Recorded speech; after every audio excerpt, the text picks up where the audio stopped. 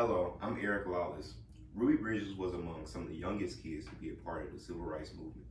I've done extensive research on the life of activist Ruby Bridges to attain a better understanding of the obstacles she faced.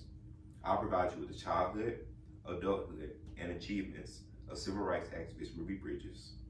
According to Ruby Bridges, the first black child to integrate a white school in the South, published in the 2013 edition of New York Amsterdam News Database, Ruby Bridges was born on September 8, 1954, in Tylertown, Mississippi.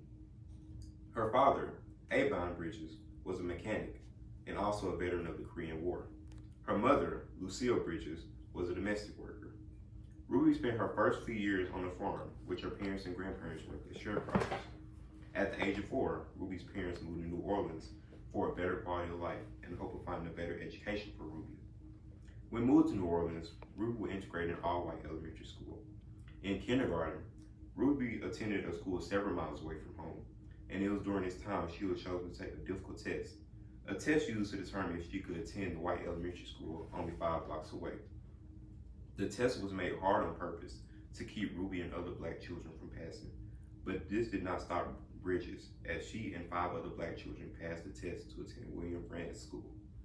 According to 2005 Women of the Year, Ruby Bridges Hall published in the 2006 edition of New Orleans City Business Database on November 14, 1960, 6-year-old Ruby Bridges will begin classes at William Frantz Public School in New Orleans.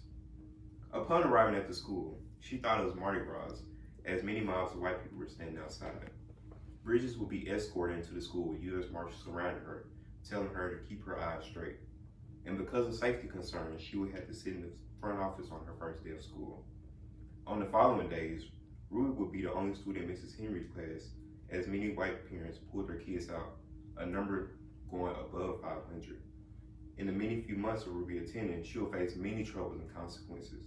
Each night, Ruby had nightmares because of the things that she faced each day, such as things being thrown at her.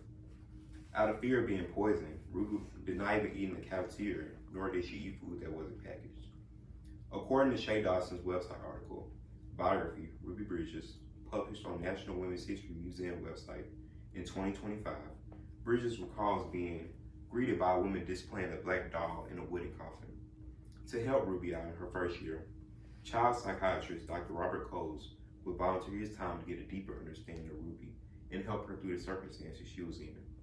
At the end of the first year, white students would begin returning to the classrooms, and Ruby would find herself surrounded by many friends. While Ruby integrating the school was a moving history, her family suffered many consequences. Both her parents, Avon and Lucille, would lose their jobs, and stemming from other circumstances, would eventually divorce from each other. In 1972, Ruby Bridges graduated from Francis T. Nichols High School in New Orleans.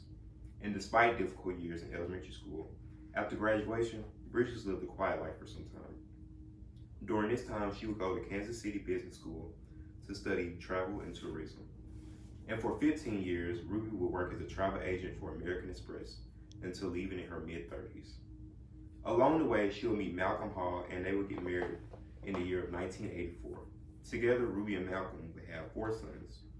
Ruby's brother Malcolm would be murdered in New Orleans in 1993, leading Ruby and her husband to take on his 4 daughters. During this time, she would work as a parent liaison at William Frantz Elementary School, which was now majority black. Following time away from the public eye, she would soon return to dedicate her life to civil rights and would gain many achievements in the process. According to Judica's website article, Ruby Bridges, a pioneer and civil rights activist who continues to inspire today, New Jersey Safe Routes, published on New Jersey Safe Routes Resource Center website in 2023. In 1999, she founded the Ruby Bridges Foundation, which promotes students' tolerance, respect, and unity. In 2000, Ruby Bridges was made an honorary deputy U.S. Marshal. And in 2001, Ruby was awarded the Presidential Citizen Medal by former President William J. Clinton.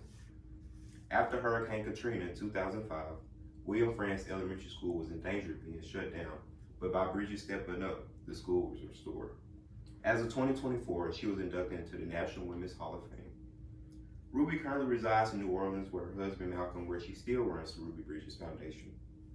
I provide you with some pinnacle moments in the life of civil rights activist Ruby Bridges, including her childhood, impacts, and achievements.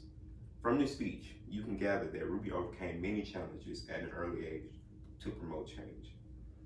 This led her to dedicate her life to make sure that not only her kids, but kids and adults all over the world can share freedom in all areas of life.